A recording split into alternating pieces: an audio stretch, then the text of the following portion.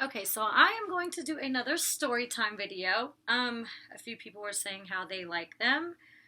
Let's see, Aaron Hodge, he says, love this, more story time, please. Angela's.input says, I love your story time, keep doing this. So one in particular that I'm going to do is what Troy CETV mentioned. He says, do a story time about that crazy stalker guy you dated, and can you please do a reaction of best BGC moments? So we're going to talk about stalkers in general. I would say the one I dated, and then another crazy story. And by the way, I don't know what is going on. So I don't know if you know this. Is like, okay, if people live in trailers, they're so close together, right? That like if one sprays for like roaches or something, then like they run next door to the neighbor's house. And then they have to spray. And then they go next door and then they have to spray. So this happened last year. And I don't know what's going on. Randomly today, I come into my house and there's like these horse flies or something. Like they're big and they buzz really, really loud. So if you guys hear a buzzing noise or it like hit that damn light behind me, it like makes a thumping noise. I killed like 4 of them and there's still like a couple in here. Kiko's like laying beside me because he was getting upset that I was like killing these damn flies and making all this noise. Also, if you guys are wondering where I'm in my really, really big closet. The shoes are over there. The tanning bed is actually behind here. And the reason that this is up here is because it is a backdrop for acting auditions. So at first I thought you just had to have a paper backdrop, and I learned in class that I noticed some people had like towels hung up on the wall, but it was like pulled tight and you can see wrinkles in it. This actually, see, it's on a curtain rod up there. My teacher, Greg Allen, who is on the new Greenleaf Oprah show, I don't know if you guys seen it. So when you're doing a backdrop for audition videos, you want to hang like the sheet or curtain up, and then you don't want to pull it tight, because when you pull it tight, it looks like it's pulled tight, and of course you have a crease in there. So it looks better if you actually leave it flowy and all the way to the ground. I put this blue rug down here. You can kind of, well, damn. You can kind of see it, but yeah. So, all right, let me get to the stalkers. So there was one guy I dated, and he was really crazy. I'm just gonna have gum in my mouth. By the way, I'm dressed like this because I was filming the car scene for my little TV show, so that's why I haven't even changed yet. Back to the stalkers. So this guy I dated, he was like really crazy, really abusive, like complete domestic violence situation, and it was crazy because like in it, I was really wild back then. That was in this was the first time I tried out for Bad Girls Club. I think was right after I broke up with him. But yeah, like we would like actually fight. Like I remember he hit me, and I mean I wasn't gonna just sit there and cry or like take it. Like I would hit him back, and we had been in at least 5 good fights before I broke up with him. And I'm not talking about like little fights. I'm talking about like he would like, I don't think he ever punched me in the face because he was like, oh, that leaves a bruise, and I bruise real easy. He like would punch me in the stomach for one, but like I think that's why my stomach is so hard too, because it's like, I mean, I'm used to getting beat up like back in the day. So like we would physically fight, and he would not let me leave him. And you're thinking like, oh, one of those girls that makes excuses. Like, no, he literally would not let me leave him. He's like, I'm gonna get you fired from your job. I got these girls that are gonna come up there. He even broke into my damn house when I broke up with him. So I finally left him when I got put on probation, and a lot of the reasons that I even got put on probation pretty much had to do with him. I'm not going to say it's his fault because everybody's responsible for their own actions, but yeah, it was his damn fault. So I get put on probation, and I was like, that's it, I'm not dealing with you no more. And I even had my mom pretty much step in to get rid of him because he was real crazy, and I used to smoke weed all the time back then, and I used to be like super, super paranoid. Like I thought he was going to kill me a couple times. But I mean, I wasn't the only one that thought that. My hairstylist thought I was going to get killed by him too. He was crazy. One time I overslept for a hair appointment. I never do that. Like I make it to every appointment and I'm on time. And I was maybe 30 minutes late. She called me. She said that she really thought that he probably had killed me. But no, I just overslept. But yeah, I got pictures of all this too. Like like if you're in one of those situations, I had proof because I always hear about girls not having proof that it happened. Like I had text messages that I printed out. I had pictures that I printed out. I had everything. I still have it. Like, if I ever needed to build a damn case, I still have it. And get this was even funnier. One time he left his court papers at my house, and I made copies of everything. So I pretty much have his whole damn record of everything, and he has no clue. And I still have it. Like, even after we had broken up and his new girlfriend was harassing me, I have all her tweets and messages and all that too. Okay, so we had broken up. I had got a new boyfriend, and I told him I had a new boyfriend. And then he was like, no. He was like, if you tell me, I'll be fine with it. Just let me know you have a new boyfriend. I said, yeah, I got a new boyfriend. He's like, no, you don't. I said, yeah, he's black and Puerto Rican. I do have a new boyfriend. And then he flips and gets mad. Nah, I'm going to kill him. I'm going to this, I'm going to that. And I'm like, okay, fine, I don't have a new boyfriend. And he was like, well, do you or do you not? And I'm like, I mean, well, I do, but you acting crazy, and you won't let me, like, tell you the truth, whatever. That whole situation was weird, okay? So I did tell him, but then I kind of had to take it back, but then I told him again. And I used to do bikini contests back then. So, like, there was no Snapchat, there was no, like, there was no Instagram back then either, so you didn't really tell people where you were going, but there was Twitter. So I might be like, oh, I'm going to this bikini contest. I think I was at Luby's that night. I'm like, you guys come, whatever. That man gonna show up to my bikini contest. My new boyfriend at the time of like 3 weeks, so it was fairly new. I don't remember if we had the title of boyfriend and girlfriend yet, but he was there, him and I believe his uncle. And so they're watching the contest. Then I came in second place that night. I was like pretty drunk. He shows up to my contest, comes on his damn bike, shows up, and he has the nerve to tell my new boyfriend, whatever, that he gave me herpes or some shit, or I gave him herpes. I don't really know. Long story short, he told him that, said whatever, that I'm crazy, whatever else, and then he left. So I told my boyfriend at the time, I'm like, nah, he just crazy, and I'm like, this guy gonna really think I'm crazy, because I used to be crazy back then. Y'all saw me on BGC 11. Like, I was crazier on BGC 11 than I am now. And before BGC 11, when I was with him, this was 2008 with the crazy guy, I was even crazier. So the new guy leaving the crazy guy was in 2009, long time ago. Crazier than I've ever been in my entire life, right? So he tells him that and stuff, and I'm like, that doesn't even make any damn sense. I don't even have not one bump on me. You've never seen one bump on me. The guy's lying. He's stupid, whatever, right? And I think like a week or so later, he starts calling me and blowing up my phone. Crazy guy, right? I'm not answering the phone. I'm in bed with new guy. We watching a movie. I've got clothes on. I've got like little boy shorts on, a t-shirt, and we're watching a movie. So I have clothes on. And next thing you know, here comes knocking on the door. Doorbell, ding, ding, ding, ding, ding, ding, like over and over and over for like 10 good minutes. My dude was getting so he's like, I'm going to answer the door. I'm going to answer the door. He didn't really want to answer the door at the time because he had just like, he was like trying to stay away from something, and he was already kind of paranoid, which is why he came to my house. And then of course I got this craziness going on with my ex who's basically stalking me. And so he's in a funny situation anyways, but he's starting to get mad. Like, nah, I'm going to answer. I'm going to do that. I'm like, nah, you don't. I was like, just give it a few minutes. He going to leave. You going to see, like, we don't need this drama to go down. He's crazy, right? And he got it good. So that was that. And a few minutes later, I said, see, baby, like, he's gone. I told you he was going to leave. See, it wasn't that big of a deal. Look out the window. There ain't no car there. He gone. 10, 15 minutes later, we still in bed. We watching TV. And at the time, my TV was, like, against that wall. And the door, was it this way? Yeah, the door is over here to the right? So we're watching TV straight ahead. The door's to the right.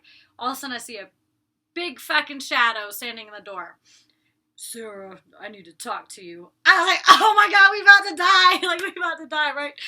So then, new dude gets out. He's like, I'm going to go handle it. I'm going to handle this, and then crazy dude walks down the stairs. And my guy like, man, call the cops, whatever. I'm going to handle this. So I go in the closet. I'm like nervous, 911. Somebody just broke into my house. My boyfriend, he crazy. He got a gun. I don't know what he going to do. You guys need to get here, da-da-da, whatever, right? And I come down the steps, and I'm surprised, but both guys were talking. So, luckily, crazy guy didn't have the gun with him, which I think is why he was being kind of cool with new dude, because he knows that I got a gun. So he doesn't know if my new guy has my gun or has his own gun or what. So I think that's the only reason they were actually talking like normal, because they didn't know if either one had a gun at the time. So I called the cops. I walked down the stairs. And he's like, "Sir, I need to talk to you, da-da-da-da-da." And I'm like, so then, new guy standing there behind me, watching me talk to the guy. He like, "No, I need to talk to you in private." And I was like, "Can you just give me a minute?" And he looking like, "Is this bitch crazy?" She's talking about, "Can I give you a minute?" So, new guy walks halfway up the stairs and he sits down so he can still hear me, but he can't really see me. There's a fly up there. It's making me so mad. I ain't gonna mess with him right now. Listen. Oh, he didn't land on the light too hard. So he goes halfway up the stairs, he's listening, and he's like, "Baby, I love you, I just said that." I'm like, "I told you I had a boyfriend, like you met him before. Remember, I said he was 31, he's half Puerto Rican, half black, like this is him." He's like, "But you took it back." I said, "Yeah, because you talking about killing him." So I was like, of course I was gonna say, "Nah, I don't have a boyfriend, like you stupid, right?" Okay, so then me being kind that I am, he did at one point act like he had a gun behind his back, like he go to grab something, and I like looked, and I was like, "Don't be doing nothing stupid." I know I need to call this person back. And he got me kind of like freaked out, so I calmed him down. So I let him know to like kill the situation and to see if he had a gun. I was like, "By the way, my neighbor saw you come to my house, whatever, and they called the cops. My neighbor just asked me if I was okay, so you know the cops are on the way." But really, I'm the one that called the cops. But I was still looking out for him because I didn't want him to get arrested. I don't know why. I should have let his ass get arrested. Fuck him, right? Okay. Okay, Kiko.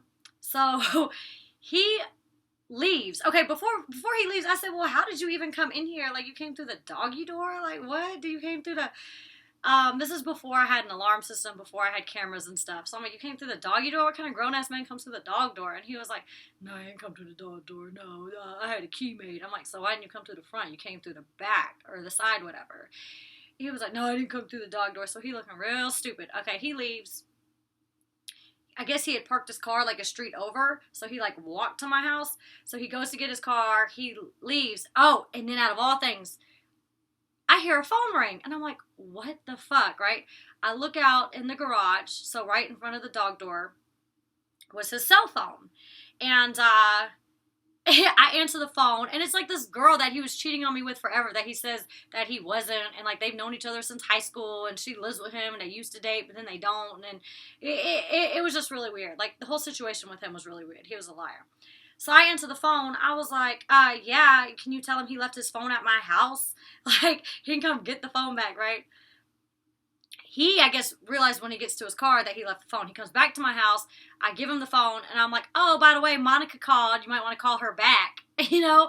So then he leaves down the street. He actually passes the cops going down the street after they come. They're like, "Man, you should have shot him. You should have killed him. Like, that's not okay, da-da-da, whatever else." So we have that little conversation with the cops, and he's gone. So yeah, so not only does the man come to my bikini contest, he's like breaking into my house. So not only does he like climb over a big ass privacy fence, and well, luckily he knows my damn dog, because my dog would have, you know, Kiko would have ate him if it wasn't him, and knew him for a year and a half, you know.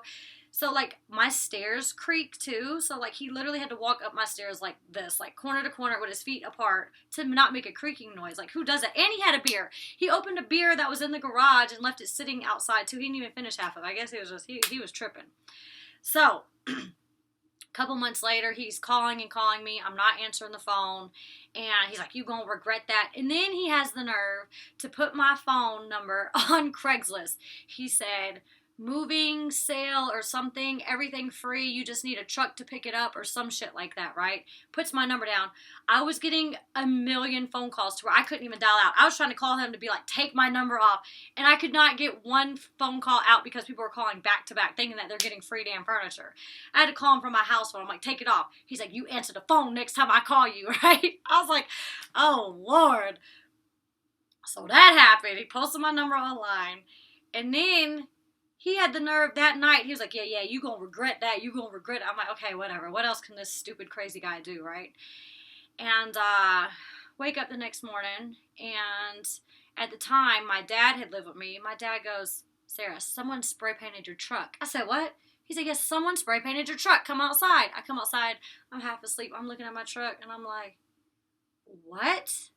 And it said TAK. And I was like, "What the?" Right? So it looked like TNT at first, but then it said TAK, and I was like, "That's initials. I'm not going to say the real name. Let's just say Tanya Anna Kempsey." Okay? It was this girl's initials who he was currently dating, some older lady who was a nurse who worked at a thing, who like worked at Emory. She was like posting my number online. She was harassing me on Twitter, saying all this stuff, and I'm like, I don't want your dude. Your dude is my ex. He the one stalking me. Like, leave me alone. Like, who are you anyways? And yeah, so initials are spray painted all over my truck. I call him and I'm thinking like, I know you did that because she don't know where I live, for one. And secondly, why is it when I argue with you, you're going to spray paint her initials on my truck? I don't even believe that it was her. So still to this day, he hasn't told me that it was his initial, or that he spray painted it, but it was her initials. So that whole thing was, I was trying to get a restraining order against her. That lady was crazy. She was like 45 years old, never met the woman. Some white lady at Emory who was a nurse, and she used to give him like prescription pain pills and something like that. I don't know. So I have like 2 other crazy stalker stories. I'll try to like tell you quickly. One is, oh God, this guy. I looked up a AC repair guy in the phone book, like, you know, when we had phone books. This was also in 2008 because I was dating crazy dude. And I get my AC fixed, and he's talking to me. He even, I think, tried to give me my AC, like, repair stuff for free, a couple $100. I'm like, no, no, no. And I gave him a check. He was like, no, I'm not going to cash a check. I want you to come to lunch with me, blah, blah. Tell crazy dude, boyfriend at the time. He's like, sure, just go to lunch with him. You saved a couple $100. Go to lunch with him, whatever. Like, who cares? And so it was this older white guy. And then he started, like, sending me Bible verses through text messages because I called him from my cell phone. And it was the same number that I looked up in the phone book or on Google or whatever it was at the time. That was his AC number. And, it gets worse. So he's calling and harassing. I'm like, I got a boyfriend. He crazy. Like, no, I never went to eat with him. Nothing like that. I'm like, cash that check. Like, no, I can't. And he was like, yeah, my kids, I can't wait for my kids to meet you. I think they were like 13 and 9. He was like, they know all about you. And I'm like, oh my God, you came to my house to fix my AC. You talked to me for maybe 30 minutes, an hour, and you're telling your kids about me? Like, you don't tell somebody about your kids until you've been dating them for a really long time. We aren't even dating. Like, it's crazy. So, it gets even worse. One day, I am leaving to go to work. I don't know if he's watching me, where he's at, or whatever. And I'm backing out, and he sends me a text. He says, are you working today? And I was like, yeah, why? He says, oh, make sure you check your doorstep before you leave. I'm like, okay.